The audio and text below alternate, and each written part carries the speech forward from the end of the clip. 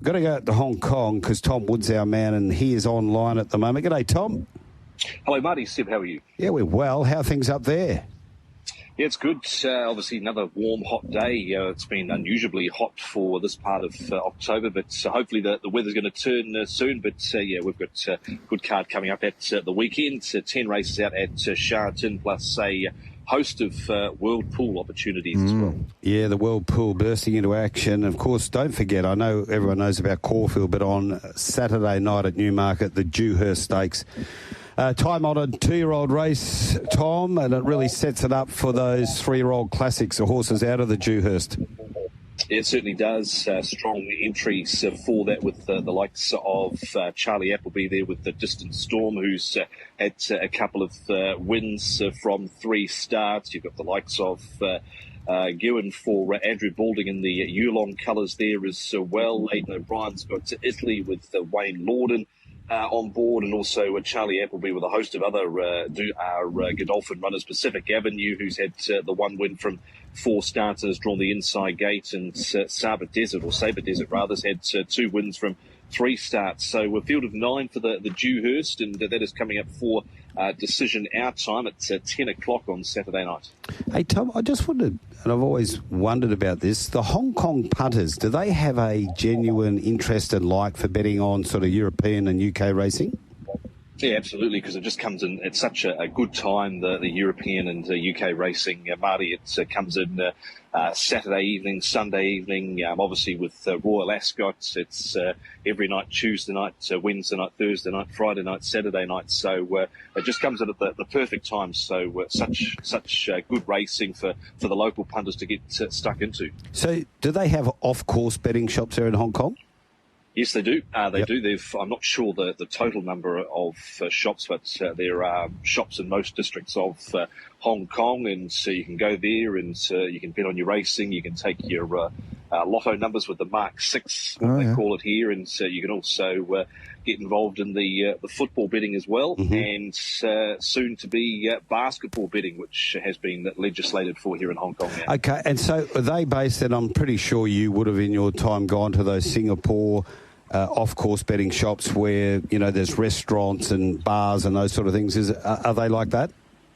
Yeah, similar. Some of them are just betting shops. They've also got seats where you can sit there and watch the action screens, but obviously some of them are a little bit more upmarket. So there's a fancy chain of cake stores here called Lady M. There's one of those in one of the shops right in the middle of Hong Kong Central CBD district, and a few others that have been done up specifically with certain themes and whatnot, and eating places as well. So it's catered for everyone. Sounds like the place to be, Tom, heading into this weekend. But your thoughts on Ka Ying Rising? A lot of talk about the great gelding on this week on TAB Radio. Your thoughts on that third trial, the third placing in that trial? Personally, didn't think there was anything wrong with the trial. He looked to be under a nice enough hold. I think while they were describing the track as a good 4, it looked a little worse than a good 4 with the amount of kickback that was coming up. So I think there was a bit more juice in it than some might have thought there was. There was no panic or strain, and Zach's voice when he was talking to David Hayes, what did the racing public want, and come out and spank them by 5 lengths in a barrier trial? There's no money at the trials. It's interesting. There'll be a lot of people watching that gallop on Monday if they can, for sure on that. All right, let's get our teeth into this meeting out there at Sha Tin on Sunday. Yeah, race 6, I like Marty, race 6, number 6, Pearl of Pangs. He was just beaten in his first run of the season a couple of weeks ago by a horse called Good. They meet again in this race, and I think he can go one better than he did last time out. He's drawn nicely. Derek Long, of course, he brought up 500 career Hong Kong wins during the week at Happy Valley, and he's riding for Manfred Mann. So race 6, number 6, Pearl of Pangs is the best. The next best is race 7, number 11, Yi Chong Glory. This horse trained by Jamie Richards. The trials have looked sharp. I think he's ready to run a bold race. He's had a couple of issues which has kept him off the track for a wee while, but he was a winner at his debut last season. So he's race 7, number 11, Yi Chong Glory. And then also Good, race 5, Good Fortune in race 5, number 5. This horse ran really well at his debut, and then he had a 7-day turnaround. Both of those starts he's drawn wide. He is a 6-year-old, only having his third start, so they've obviously taken their time, and there's been a few underlying issues. But the debut was good, covered a lot of ground second up, but he gets blinkers on here with a good draw. So he's race 5, number 5, Good Fortune for Pierre Ung and Jerry Chow. Okay, running through them. Race 6, number 6, Pearl of Pangs. Race 7, number 11, Yi Chong Glory. And race 5, number 5, Good Fortune. Zach Purton, 16, leading Bowman 7 in the Jockeys Championship at the moment.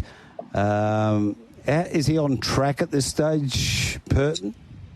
Yeah, he absolutely is. If he continued to ride like he is at the moment, Marty, he'd probably be racking up around about that sort of 150 mark if we get to the end of the season, and he's still going on that sort of trajectory. So we know he's riding exceptionally well. Tony Cruz out of the trainers' ranks, he had 3 winners in a row at Happy Valley on Wednesday night. He's only got a select amount of runners coming up at the weekend at Sha Tin, so he's certainly kicking a few goals at the moment.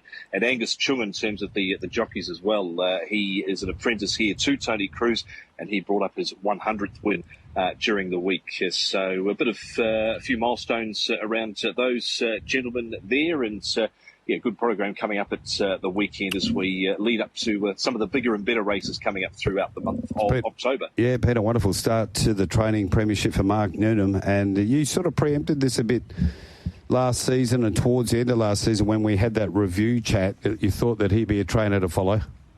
Yeah, he can absolutely win the championship this season, Marty. He's going so well at the moment. All his horses are turning up well presented, racing strongly and being very competitive. He had the top 3 home in the dirt race at Sha Tin last Saturday, first, second and third, and that was the main event on the program. So that was a terrific result for Mark. And you go through the horses he's got. I think he's got pretty much a full stable, and he's got 12, 13, 14 horses that are all rated 52, which means they haven't had a start yet. They're new horses, haven't raced anywhere, and there's a bit of firepower amongst a few of those as well.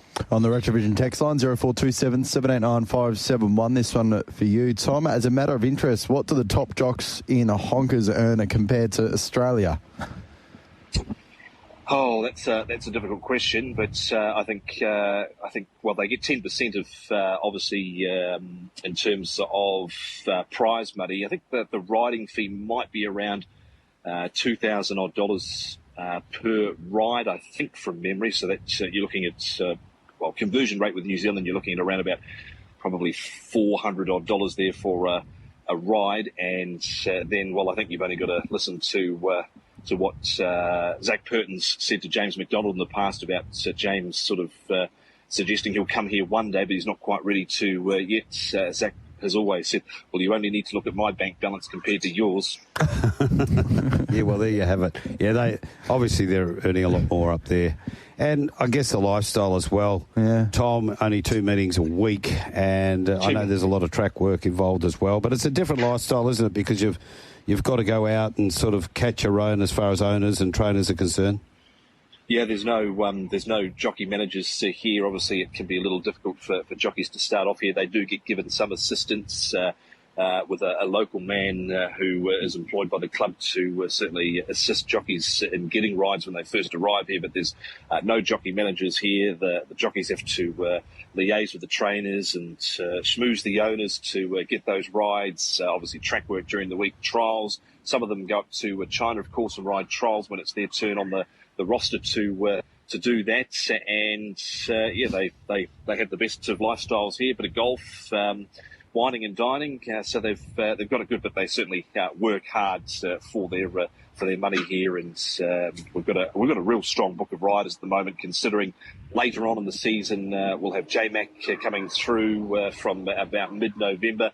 Holly Doyle, Maxine Guillon, and also Dylan Brown McMonagle. McMonagle Brown coming out of the UK as well. So we're going to have a very strong roster, and that's not including some of the jockeys that will probably be here for the International Jockeys Championship as well, which is obviously early December.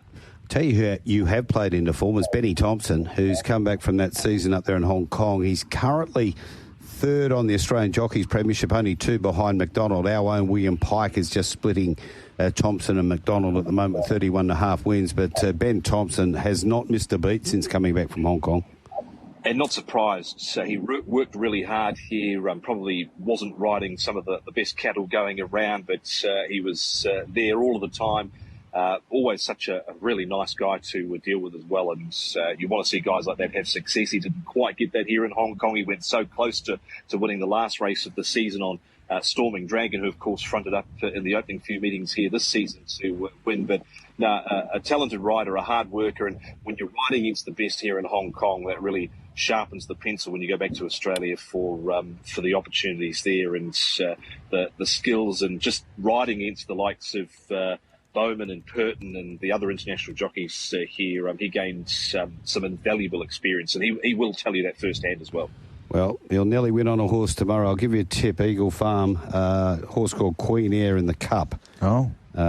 Tipped by David Short to me a couple of weeks ago. No, tomorrow's the day for the girl. Okay. Yeah, she'll put her best hoof forward under Benny Thompson tomorrow. New rider change. Hey, Tom, hkjc.com.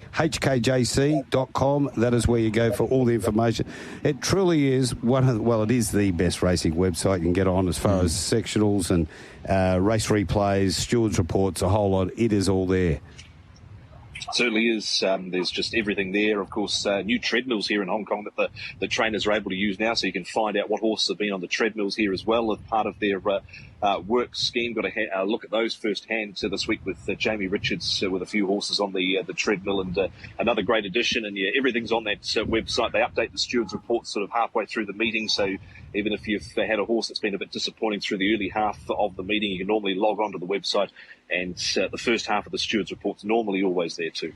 You're a beauty, Tom. Thanks for that. Go on, you guys. Thank you.